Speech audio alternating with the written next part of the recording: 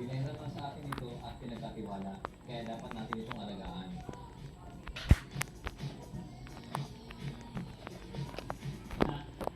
Maniwala ka sa mahal na nag-asawa. Oo, sakto. Kita mo naman, di ba? Sakto. Kaya na ng tali ng malimingit lang. Nagkakabi lang ng pamilya. Tingnan nyo naman yung muscle niya. Ito yung nanalo pala sa, sa body physique ng NARA 2025. Tingnan nyo naman, no? Master of the Year. Pero, pakita mo nga abs mo. Papakita ko lang guys yung abs. Pumayan ko lang magtali. Guys, papakita ko lang abs ha. Ayan. Pakita lang yung abs. Wala kong workout yan ha. O, kita nyo naman, no? O. Sila yan. Anim. Apat pa lang pero... Ang gagalang dito. Tingnan nyo yung pagkakaiba ng calisthenics at saka ng barbell. Bunga ng barbell, bunga ng calisthenics, oh. Saan kayo dyan? Oh. Ito, ganun, big yan. Yan. I-flex mo naman, i-flex mo, yan. Ito kasi binag barbell kaya maliit yung kanyang bicep. Pero yung sa kanya yung dibdib niya, kasi ang ginagamit niya, pull-up bar. Tapos yung ganito na, dips. Yan, tapos doon din niya sa tiyan niya. So, kita niya naman shoutout nga pala sa Kapulisan, di ba? Shoutout nga pala sa PNP. Diba? Ito ang mga bata natin. Diba? Ito yung yata yung hinahanap ko. Ito ang matawag. Sabi niya na rin ng workout, di ba? Para sa pagpapanatili ng magandang pangatawan. Ito hindi na kailangan ng, ito natural din to. Walang halong mga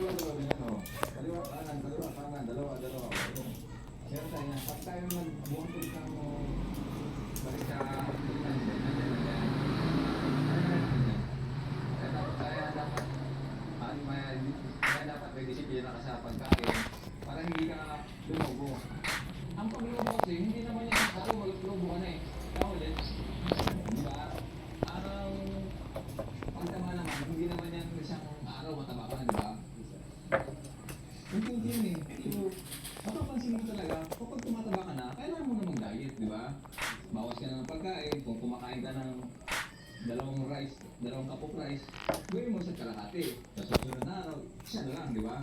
Hanggang sa mamit mo ulit yung timbang na yun, o pwede ka na naman kumain ng marami, di ba?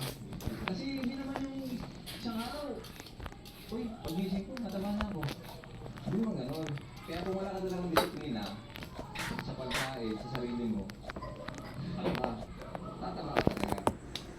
Ito, ano na to, 3 months. 3 months to. Parang to, payat na ano, pero mas ano na rin, hubog na siya. Nag-bulk pa siya, nag-bulk. Ito rin si Sandin pa doon, medyo chabi-chabi siya. Tapos nag-diet siya. Ilang ito na kayo sa isang araw, ilang piraso, ikaw 36. Na, yun, 36 na, blue. All white na puti. Tapos 1 kilo na crispy. Ano pa yung mga kapitid natin na nangangarap ng ganyan pangatawan. So, hindi mo nangangarap. Gusto mo gawin ganyan yung katawan. Ayan sa mga kapatid natin na pulisan, mayo-payo ko lang bilang isang nag-gym o nag-workout. Gawa natin ang parang bigyan ng oras yung sarili natin pagdating Oo, sa ganun, fitness. nakita mo. Saka yung disiplina natin sa pagkain, yung pagbabawas natin ng calories ko, yun yung isa sa number 1 na nagkukos ng pagtaba. Yung tao, konting takbo lang yan, hindi na makahabol, di ba? Kaya kailangan natin ng tsaka hindi naman nakakuha sa ganito yung okay ganito katawan mo, malakas ka na, hindi naman.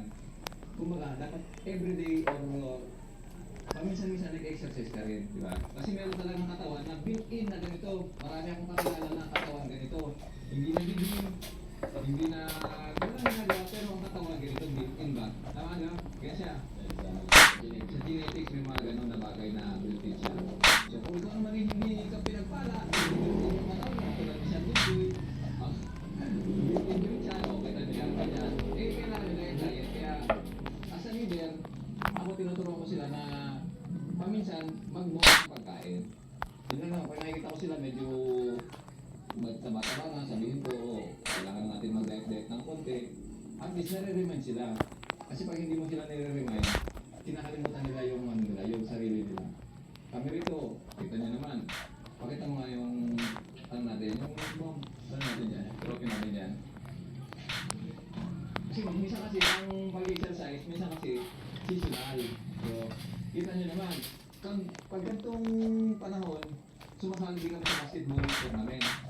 Kita nyo naman yan, champion yan, 40 up champion. Tapos ito naman, open lang siya, champion din, champion na third placer. Meron pa kami doon, ito, back to back to. Basta every year, meron kaming, sumasali kami sa mga sports event dito sa Hanara. Meron pa kami ngayon, inter-agency naman, for run na kami semifinals.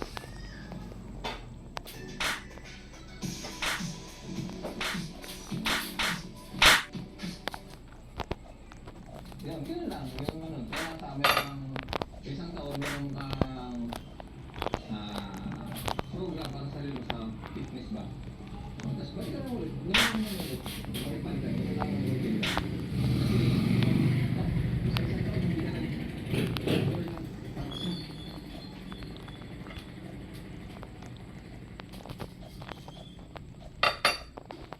Ball all of a sudden, go up to the hoop, getting that ball for the 2 points. Post up entry for June Mar. The dig from Stephen Holt. Repose, but they could not deliver the basketball to him. They go to the